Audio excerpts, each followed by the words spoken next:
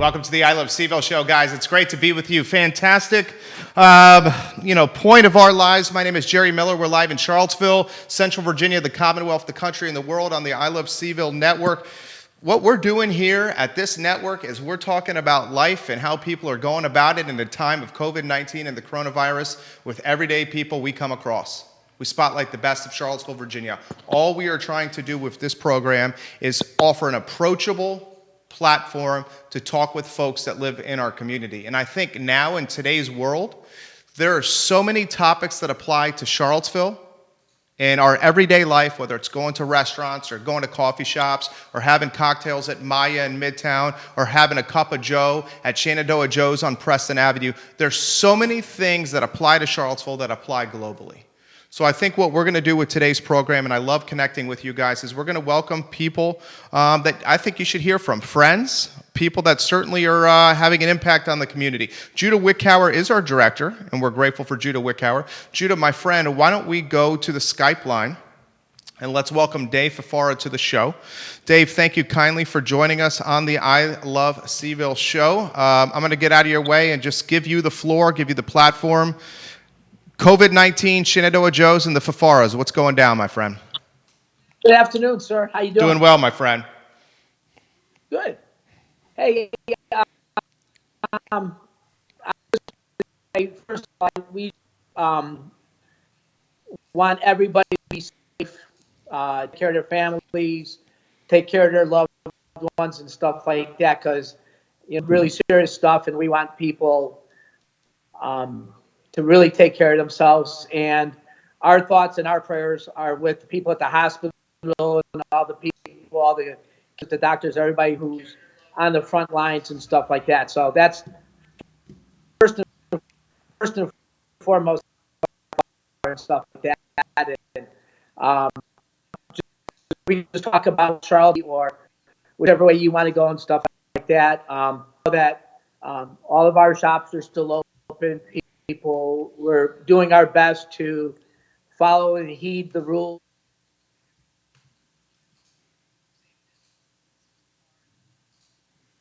Our staff employed, keep them with having jobs and all that stuff. So we're having a good time trying to do it, and it's interesting when you go through times like this, how it brings people together. Dave Fafara, our guest, guys. He's live on the Dominion Custom Homes hotline here on the I Love CVille Show. This is a tough time, and here's why this is a tough time. We care about our families. We care about our friends. We care about our team. Your team is bigger than ours. We care about our staff members. We care about the community. We have big hearts as entrepreneurs, Dave. Another challenging aspect of what we do is I see it with your finger right there. I personally have bled. I have bled just like you have bled, literally, no pun intended, for the businesses and the teams that we're leading here. That topic to you, it's such a fine line, my friend, between macro long-term health and micro sustainability of small businesses that are operating on such a fine, small margin, Dave. Yep.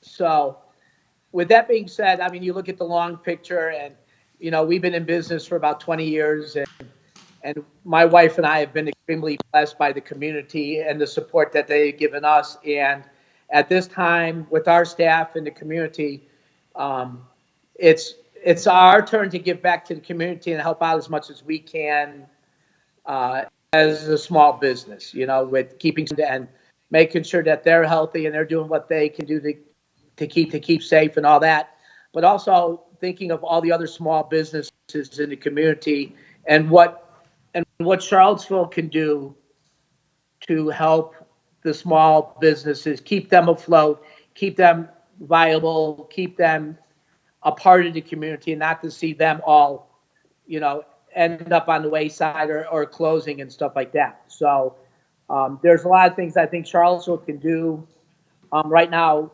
without having to go out, or if they do go out and do stuff, they can do it in a way and keep themselves safe. One of the things is, a lot of restaurants are still open for grab and go. A lot of that is important to them, because if we can make it through this time, then we know that when this virus goes past us and everybody gets healthy and everybody can start coming out of the houses and being safe, that those restaurants will thrive some more and stuff if we can make it through this time. So I think the important thing that I'm asking is that, go out if people who hear me go out 2 to 3 days a week and get something grab and go from the small businesses that are open. If people do that 2 to 3 days a week, that'll keep a lot of businesses running and keep them operable. The other thing too is the one thing that I talked to a couple of restaurants about and other people in town, buy gift cards. If you buy them now so people can get money in their pocket now, gift cards don't expire. Use them in September, use them in November, use them at Christmas time. If that helps out right now, in the long run, they'll still be able to use them. And it'll help restaurants and small businesses like us stay viable. Have you, Dave Fafara, our guest, guys. He is a fantastic guy in this community, the owner of Shenandoah Joe's. Just a fantastic brand that he owns locally. Let me throw this to you. If you had the purse strings for some federal money, let's just throw a hypothetical at you, okay? We know how slim the operating margin and how slim the margins are for the restaurant category. We love restaurants, my friend, in this community. What would you do from a federal and Commonwealth standpoint and a local standpoint if you were a person of influence and a person in charge, Dave? If we could do that, loans, keep it, give them loans, no interest. It's like you can pay us back, but pay us back when you can start doing it. Get your feet back on the ground, and then start paying us off over the long run. So it's funny because look at how many really great restaurants there are in Charlottesville and how much revenue the restaurant business, coffee shop business, restaurant business brings into the community and stuff like that. If there's a way that the government, local government, federal government, could help out the businesses, say, you know what, we're going to give you a loan, or we're going to the taxes or something like that. Give tax breaks to all the restaurants and all the small businesses, for 4 or 5 months after they get back and open. That money's going to come back around in the long run because people are still going to come back, I think, and support those businesses. These businesses, there's a lot of businesses that have been around for a long time, long time. And that we won't see them anymore after all this happens unless the government and federal city helps out with them. That's the first thing I would do. Say, listen, I got your back. That's if businesses hear that the government has their back, said, or federal, I think that will go a long way to people trying to get through this situation. Did it surprise you, Dave Fafara, our guest guy, Shenandoah Joe's, this guy, an institution in the community, the mayor of the Charlottesville Farmers Market, undoubtedly, Dave Fafara. Did it surprise you? Because it surprised me. And I'm still trying to figure out what to make of it. And it initially, and it still does, it irked me. It bothered me when council wrote a letter to the governor and asked the governor to shut down the city of Charlottesville. Basically, stay home. You can't leave the house unless it's for groceries, medical, just the absolute necessities. What did you make of that?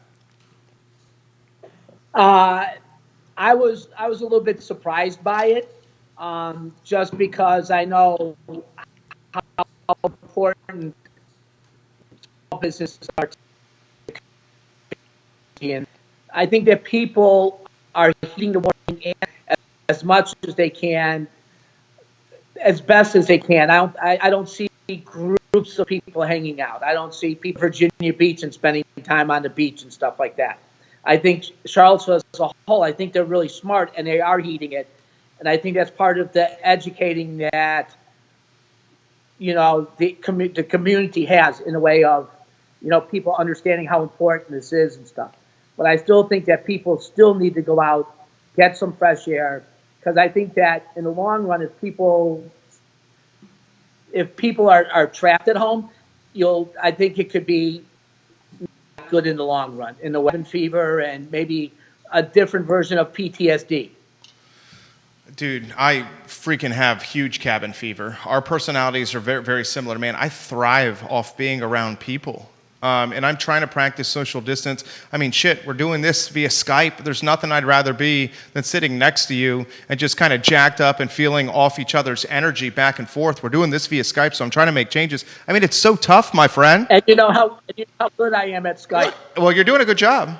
It's working. It's working. Dave Fafara, I guess. All right, so let me throw this question to you. This is a real question. You're a Polak from Chicago, okay? So I can shoot straight with you, okay? I'm going to talk to you like I talk to my buddies when I'm sitting at the bar.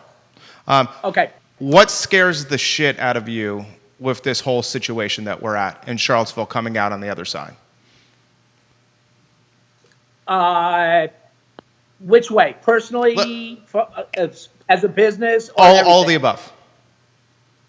Okay, well, obviously, like I said earlier, we want everybody to be safe. We want everybody to be healthy. We don't want anybody to get this virus. We want everybody to wash their hands for 20 seconds a day, 50 times a day.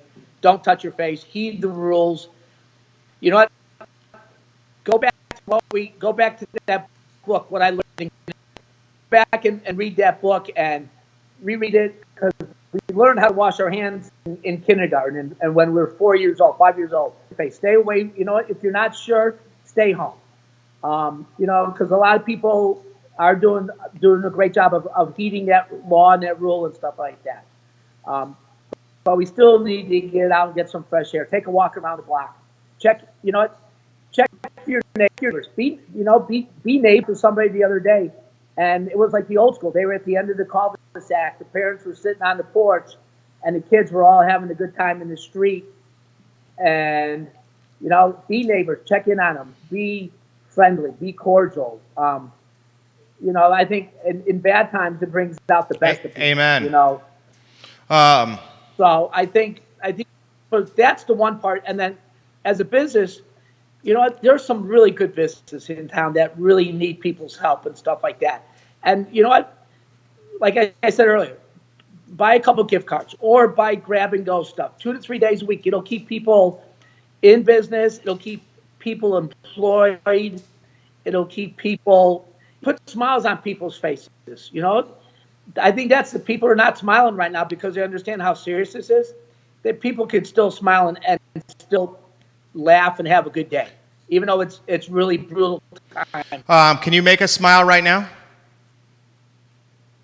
I always smile. It doesn't matter if it's on the outside. It's what's in the heart that counts, baby. I love that about you. That's why we got you on the show. You make us feel better about ourselves, and that's why you are a great coach too. Let's throw this to you here. What are you watching? Let's talk business, X's and O's.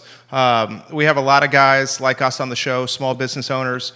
A lot of them are talking to me about, like, look, we need to preserve capital. We got to keep cash, heavy cash here. We got to be very careful with what we're doing from operating expenses standpoint right now. Let's put all the nitty gritty to the side right here. How does an entrepreneur like you, who's super talented at what he does, what are the strategies you're using to keep the coffee flowing during COVID-19 in Charlottesville? What are you doing? What are you doing at Shenandoah Joe? Well, so you know what? People can get online and order. We'll ship it to them.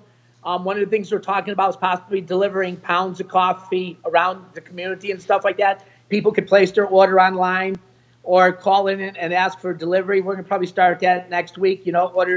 Get neighborhoods like Dunlore or Hollymead or Ednam Forest or Farmington. Get about 10, 12 people, place their orders, and we'll deliver to their houses and stuff like that for minimum delivery charge and stuff like that. That's the one thing for like pounds and beans and stuff like that.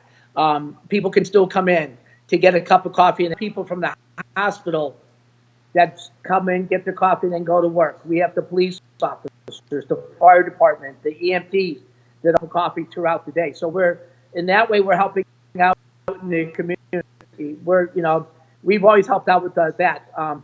If doctors and nurses need a cup of coffee, come into Preston, come into Ivy.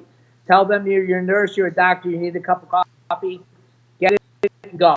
You're wonderful, Dave. You're a beautiful man. Final word. Give some advice to Charlottesville. You know what? Hang in there. Put smiles on people's faces. Help support local businesses. Bless you. You know, what do you call it? And help people out. I think we can get through. I'm not saying I think. I know we can get through this, but we're going to need the help of the community. We're going to need the help of small businesses. We're going to need the help of the government. City council, find a way to help keep small businesses in business throughout this time and stuff. And they can do it. I mean, I know they can. Have city council go around and talk to small businesses and say, hey, what can we do to help? That would be huge. I think a lot of businesses would love to see the city council come out into the community and or even a phone call from them. Say, hey, you know what? We're going to try and practice social distancing. I'm on the phone. What can we do to help, Shenandoah Joe, or any of the restaurants? There's a list of businesses that are open still. Do you? There's a list of businesses that are doing to-go and takeout and gift cards. There's like one or three restaurants that are open for dine-in still, but there is a list of businesses for takeout and to-go. So if there's a way that could be out to the community more, city council or somebody posted, or if one of the, if there's a way we can get that out, people could see that these businesses are still open and accepting people. I love it. That would be really huge. That's definitely what we need. All right, well, we'll let you go on this note. Your spirits are up, baby. I love talking to you. I feel invigorated after every time I speak with you. How do you keep the spirits up all the time, Dave? I'm blessed. The easiest. You're a good man. I wish you the best. Stay healthy, my friend. Thank you for coming on the show. You killed it today, per usual. Thanks, man. Have a great one. Everybody stay healthy. Take care. Dave is the best guy. Shenandoah Joe's. I love him. A great addition to the community. Ted Norris is going to join us in a matter of moments. He's another friend of this program, the bar manager at Maya Restaurant. I think Dave's right. What I'd really like to see, and I'm seeing more activity on the councilors' Facebook pages, what I'd really like to see is council kind of, rise to the occasion. We need a voice, one voice. Mayor Walker, you're the mayor. That voice could be you there. And we need somebody to come up. I think everyone is very hesitant. And this came up, who did this come up with? I was talking with somebody recently, maybe with David McNair. Yeah, with David McNair yesterday. I think people are hesitant right now on council to step up and be that voice because we watched how Mike Signer, former mayor of Charlottesville, really struggled with his handling of August 12, 2017. Do you guys remember that? I think that shadow of how it was handled so poorly from a PR standpoint is lingering today with today's council. And that's why we haven't seen, more of a unified voice or a one voice type of situation. Just in one person's opinion. I'm going to get Ted Norris on the line. Judah Wickhauer, we're looking good on time. Erin Lunsford is still going to join us. Erin Lunsford is a talented musician who has an album release. She's going to join us soon. Ted Norris is the bar manager. And Ted, when we get you here online, and we'll get you on here a matter of moments, make sure you activate that camera for us. Ted is the bar manager of Maya Restaurant. He's a fabulous dude. One of the golden rule type of guys out there, just like Dave Fafara of Shenandoah Joe's. When you come across Ted Norris, you feel better about life, and you feel better about where you're going. I think that's one of his most fabulous of many traits for the bar manager at Maya Restaurant. Let's go to Skype and let's welcome Ted Norris to the program. My friend, good afternoon. Thank you kindly for joining us. I see a bevy of awards and what looks like to be one of the coolest man caves on the East Coast, Ted Norris. That looks badass, dude. My home bar. It looks good. I don't get to show it off very much, so I don't put my bevy of stuff up at work because I get a little overkill. But if you come to my house, I'll brag and brag. So there's that. You're saying it gets overkill. You know why you say that? It's because you need a wheelbarrow, my friend, to get all your awards around. You have that many. That's silly. All right. So I'm going to get out of your way. You're a connected guy. You're an evangelist and someone who champions Charlottesville, Virginia on many different levels. your state of the globe, state of the union, Yes. state of Charlottesville right now, Ted Norris. What are you seeing out there? What, the restaurant industry? As far as restaurants, it's just as far as life in general. Well, I mean, I think like everybody else, I mean, we're all sort of in this roller coaster of hope and stress and, what's going to happen next and what does the future hold? I think we're all kind of going through that together apart, which is kind of, seems to be what's happening right now. It's scary. I'm on a text stream with a couple of dozen restaurant owners, and the trepidation is real. Of what's going to happen, what can we do? What is the right move? What happens next? Can we pull through this? And again, it's a roller coaster. There's hope, and then there's stress and worry. Ted Norris, our guest, one of the great guys in the business. What's the text stream saying? You said about a dozen restaurant owners or so, 10 to 12. Yeah. I mean, we're hearing potential chance for closures. We need immediate relief. We need the community in the short term to rally around takeout and carry out and gift cards before the federal stimulus and relief comes down the pipe and needs to come ASAP. I mean, what's the chatter on the stream? Well, I mean, a lot of it is trying to figure out, like, navigate what's being offered, what would particular models. Some things work better for others. There are a couple of different options out there right now, and nobody really knows, it seems like, what everything entails. They're still waiting for more details. They're still waiting to see how much it's actually going to help them and be sustainable in the long run, basically. What do you think? What are you going to see from this? What are you watching closely? What am I watching closely? I mean, what's your everyday like now? I mean, you're missing your regulars at Maya. I am a lot. My regulars are my friends. These are people that mean something to me. These are people that I care about. These just are people that come into my bar and I give them a drink. These are people that I've developed very close relationships with, many of them. And I develop new relationships all the time. It's weird because I've been bartending for 24 years and pretty much straight. And that contact with people and those relationships are very important to me and to a lot of us, that do this. It's hard. I feel disassociated from things and people, and that's not what I'm used to. Obviously, a lot of us aren't, but for me, it's a source of my energy and I'm the same. In my heart. So. I get energized being around people like you and the people around the show, and I'm so grateful for you coming on Skype. It's just not the same for me as having you sit right next to us and us just making that connection over something we care about and talking about it. I mean, this is probably just like you. Like, one of my favorite aspects of what I do, my friend, is like interacting with people right here at this table and hearing about what makes them happy. And that just goes so far with me. I mean, I miss it. I crave it. One of the most poignant things you said in this interview, and I'm going to get out of your way after throwing this out there. Ted Norris said this. Sure. We're all going through this together, but apart. That's beautiful. I mean, get deeper on that. Get deeper on that right there. I mean, you're basically saying we're all experiencing the same, but instead of having the fellowship of being next to each other, it's making it even harder.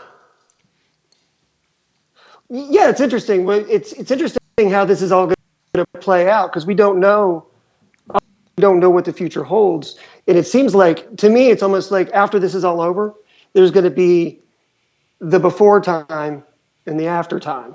Before the virus and after the virus. And, things are going to change. Nothing is ever going to be the same again. And I don't know in what way. And hopefully there'll be some positivity out of that. Hopefully things will, that will happen in a positive way also, not just negative. Hopefully as little as negative as possible in the end. But I don't know. We're all sort of in this situation together, not just in Charlottesville, across the world. We're in this crazy situation together that we all got just completely blindsided. Well, most of us, got blindsided by this. And it's I don't know. We're all having to deal with it in our own way. And some people are dealing with it better than others. And some people aren't. I don't know. We've got to be strong, and we've got to stick by each other. Again, even though we're apart, keep connected as much as we can. This is, what you're doing, even though we can't be sitting next to each other, we're still doing that. We're still connecting, and you're still. And I can't tell you how much I appreciate. You've always been a big, and I appreciate that so much, Jerry. That's a big deal. And not just the industry, but in Charlottesville in general. But your voice is in keeping it all together is important. Thank you. And I appreciate it. Thank you for saying that. So you're getting a lot of props, Ted. You always do when you come on the show. Bob Shada's giving you some props. Multiple ladies on the broadcast are complimenting you on your luscious locks. In fact, Kate Elwood has said, Ted, his flow looks fantastic. And she used the hashtag hair goals. Kate Elwood, who's watching right now. You're getting some props on the do, my friend. You always do, Ted. Wait, you have no idea how many times at the bar people ask me to take my hair down. And I'm like, no, I'm not taking my hair down. So I figured, hey, now's the shot. Now's the chance to take my hair down. Oh, God. I love it. I love it. All right, so let me throw this to you here as we get going here. How about we talk a lot about the restaurant owners? How about your friends that are servers? That's, like a hostess or a host or someone that's expoing. What are you hearing around Charlottesville when it comes to your crew that's kind of wearing those hats? So there's with what's going on with as far as like unemployment goes, at least there's some temporary help with that. I think that will those that are able to do that, and I think many of them will. That'll at least temporarily help us all out. But again, it's temporary. There's still that fear of what the future holds. I haven't had a chance to talk with a lot of people, to be honest with you, from even my restaurant. I've talked to a few, but not many.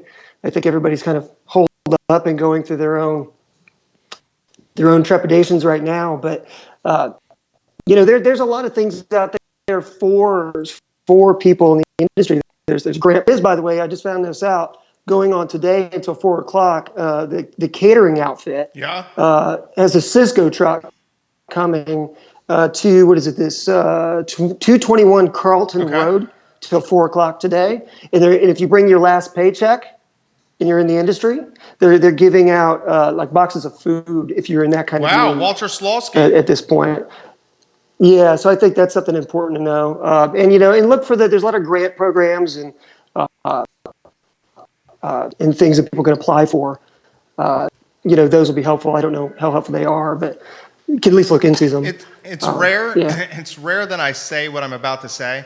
When I have friends, generally what happens is, and if they're a married couple, what happens is, I like the wife more than the husband, or the husband more than the wife. There's always a favorite. With your particular dynamic with the wonderful Stacy, I do not have a favorite, and I may actually edge a hair slightly to your beautiful better half, Stacy. So.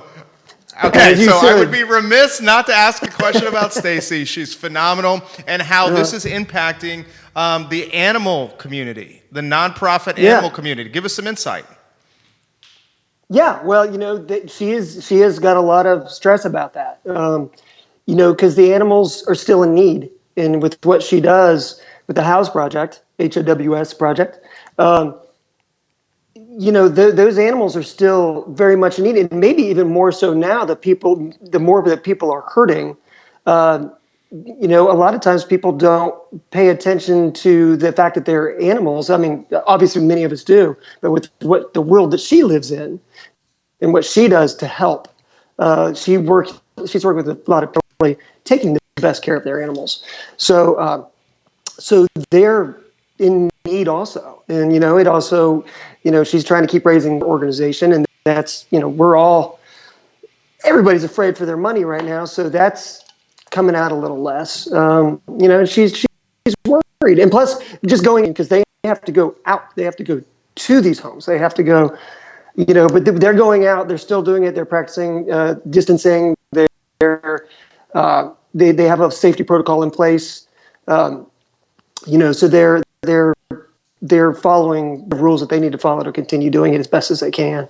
Well, she's the best, guys. Stacy Norris, of course, the founding director of the House Project. She's come on this show and this set multiple times. She's just fabulous people. Anybody that's in the community, animal community, whether it's Mary Burkholtz at Caring for Creatures or Erica Renee at Green Dogs Unleashed or the House Project, we wish them nothing but the best of luck. I would be very, very, very remiss not to ask you what is going on in this basement. We got constant people hitting me up DM and on the feed here saying that basement is so pimp back there. And it is, dude. It looks like a nightclub. Is it a nightclub?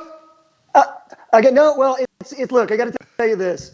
This bar was built for me by a customer of mine from when I used to work at Michael's Bistro.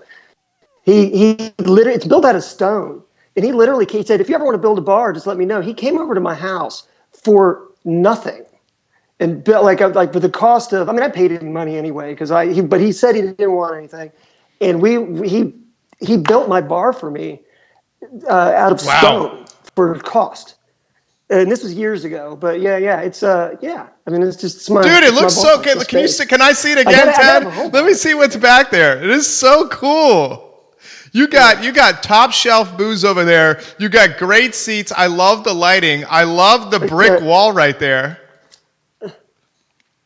Oh, that was my work, by the way. I gotta take credit for that. Very nice, my friend. That was. Well, I wish you the best. But yeah, and I live out in Green, so it's like I'm so far away. It's hard to get people out here to actually enjoy. Well, I wish you the best. I would love maybe like in a couple weeks to catch up with you again. Like I said, you're just a cool dude. Can I? Do you mind if I add something? Please. Before we go. I just want anybody that's out there that's looking to go and is worried about going out to get to-go food, which is what we're doing and trying to sustain and keep the lights on. I want everybody to understand that we're following, all of us in this community are doing our best to follow all the CDC guidelines.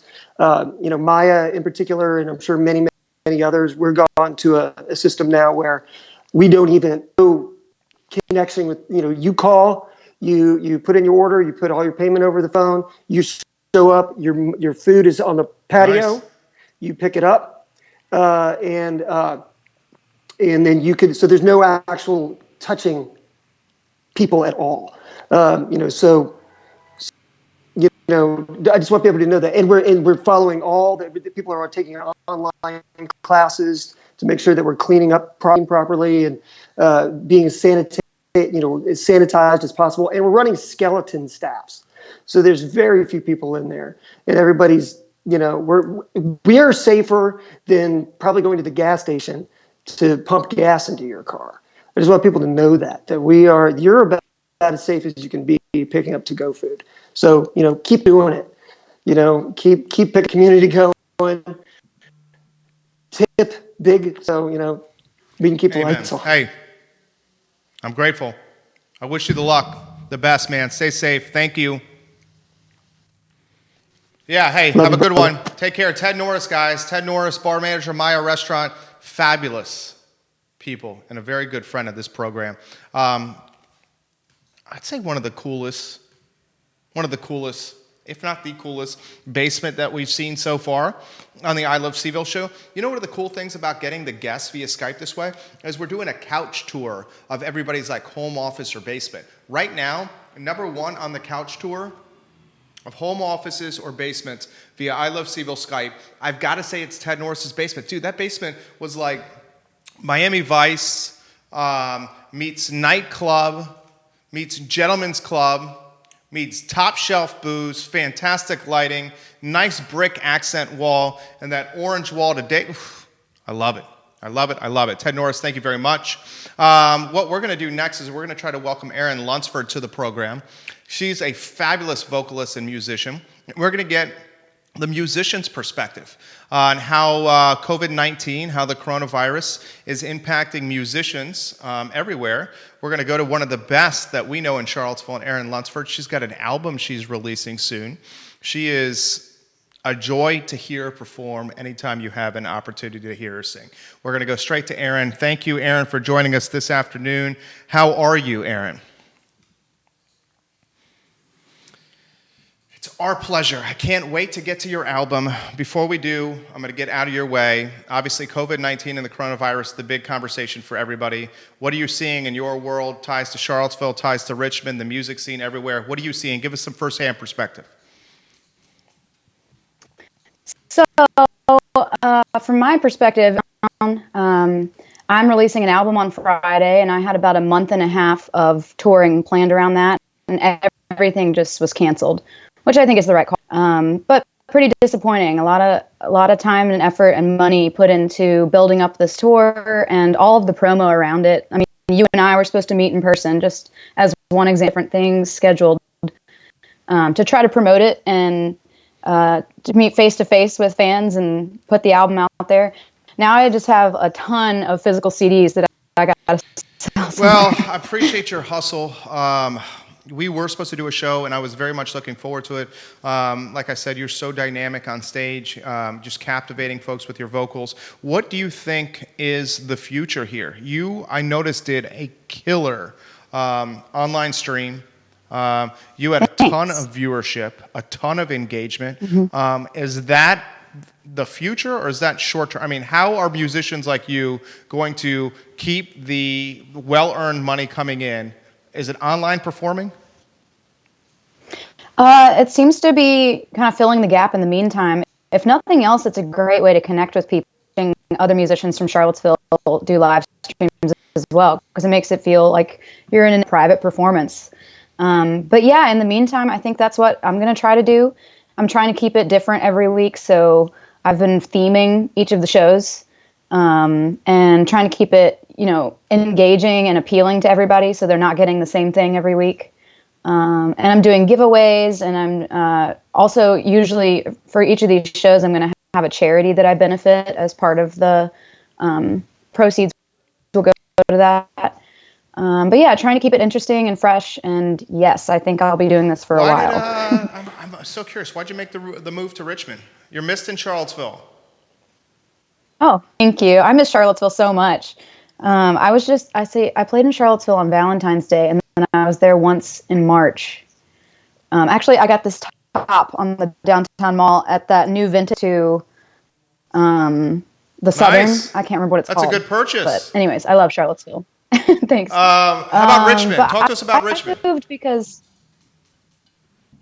moved here is because Erin and the Wildfire was undergoing some personnel changes, and it seemed like we kept drawing on Richmond. And also, it's just a bigger city. I was looking to, and I was ready for a move. I went to UVA. I lived in Charlottesville and I think I was just feeling like it was time for a change. And Charlottesville is only an hour, so I still. Well, I'll tell you what, I can't wait to talk about the album. Erin Lunsford, our guest, guys. We're live on the I Love CVille Network, Dominion Custom Homes Hotline. Erin Lunsford, I'll throw this question to you. Before we get to the album, some of the music you're listening to, who are you catching, who are you listening to, and why? Great question. I've been listening to Leon Bridges' collaboration, namely their one song, Texas Sun. It's so beautiful, and it just kind of puts me at ease, and it reminds me of like a month ago when everything was kind of okay still. I've been listening to Jenna Matthew, her album that came out, I guess it came out a few years ago, and also Shagwolf, who's a local Charlottesville band. They dropped an album a couple weeks ago, and I've been playing that a lot. It's called Dog. It goes really, really hard, and it's amazing. I'd be remiss not to ask you about that squash game. When I see you playing squash, you get after it. Are you playing any more squash? I have not played squash since I moved to Richmond. That's so funny. Are you talking about me and Sally? Because I play racquetball at like 4 o'clock, and you guys are always playing in the afternoon. And dude, it is fierce. Yeah. That's nice of you. I enjoy playing, but I haven't found a place to play. And really, it's like I just need somebody to ask me, and then I will definitely play. Tell us about Show's Yours. Tell us about that album. tell you about the Please. album. So it's called The Damsel. It comes out on Friday. Full-length album. So I've released an EP in 2012, but I finally just put it on the internet in October. Super long overdue, I realize. But Wildfire for like 8 years, really hard, giving it my all. And in the last couple years, I started really craving solo project material, and it feels really good to play it at a different outlet.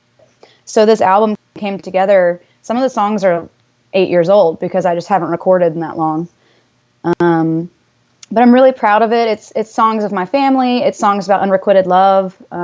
It's songs about coming of age in your 20s and feeling like maybe or not. But it's a lot of storytelling. What is unrequited love? Oh, when you just don't get it back. Really? When you love someone and they don't love you back, it's unrequited or unrequited. Some people say it like that. How does that possibly happen to somebody like Erin Lunsford? I cannot see that ever happening ever, Erin. That's very flattering. I guess it happens to everyone, though. I think it absolutely does.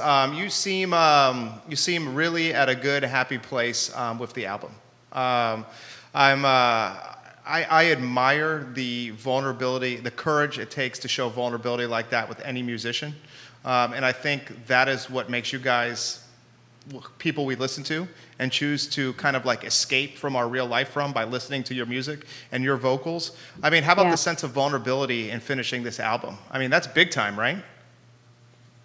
Yeah, this is a serious thing for me. I'm definitely nervous to put it out there because I'm worried some critic is going to review it and be like, this is boring and basic or something, like my worst fears. But I also am not afraid because it's just unashamedly me and it's real. And it deserves to see the light of day, I put a lot of time and effort, so it deserves to be out. How about this? Can we plug your next live stream where we can all get on PayPal or Venmo and send you some money? Mm-hmm. Yes, please. When are we going to do it? Do you have one planned? Are you going to do them? You're going to do them routinely or schedule them? Yeah. Actually, I have one later tonight. Nice. Is my next one. I'm sticking with Tuesdays from now on. So Tuesday, 7 p.m. Eastern Standard Time on Facebook or on Instagram. And I might expand to more platforms at some point because not everybody's on those.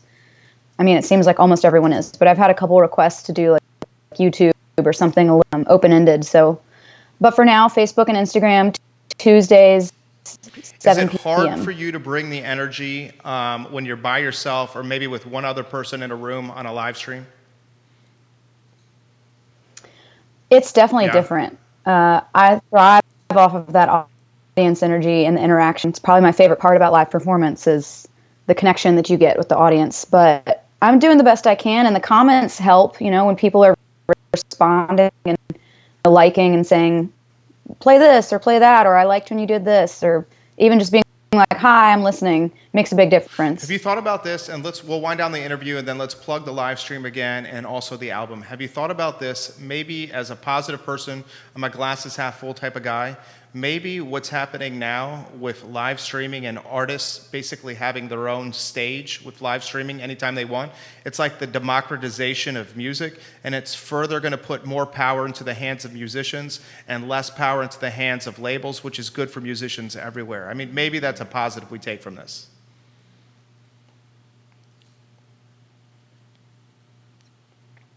Well, give us one more plug on the album and we'll let you go. Album and then the live stream tonight. All right. Thank you, Erin Lunsford, for joining us. We appreciate you. She's fabulously talented. I'm excited to follow what she does. She was scheduled, I believe, to join us last Friday, but we obviously postponed as we start doing this show more from Skype. What I'm going to try to do on the show is, and maybe this Friday potentially, is do live music via Skype on the program. So maybe see if we can continue to do our live music Fridays, have the artists do it via Skype. We'll see if that plays out. We're social distancing. We're doing the best as well we can here at the I Love CVille Show. I want to thank Ted Norris for joining us on the program and Dave Fafara of Shenandoah Joe's. I'm very grateful for them. This is the I Love CVille Show on the I Love CVille Network. Tomorrow we have a loaded program. Josh Mayo is going to join us. Brian Ashworth may join us. Brian Ashworth is the man behind Ace Biscuit and Barbecue. Josh Mayo is a talented musician, and he may be the first to play some live music on the program. And we have a couple of other feeler outs in the community about folks that are making an impact positively in Charlottesville. It's the I Love CVille Show on the I Love CVille Network. We'll see you tomorrow at 12:30. Bye-bye.